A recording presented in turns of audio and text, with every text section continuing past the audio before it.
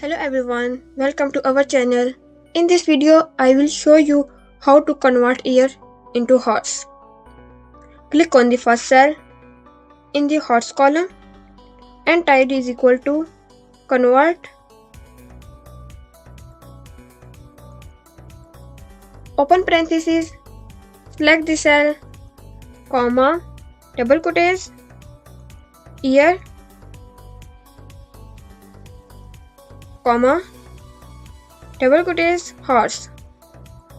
Close the parenthesis and press enter. See the years converted into horse. Drag the formula down to apply the remaining cells in the column. This is calculate the horse for all years listed in the year column. That's it. A quick and easy formula to convert year into horse. If you found this video helpful, don't forget to like it and subscribe in the channel. Thanks for watching.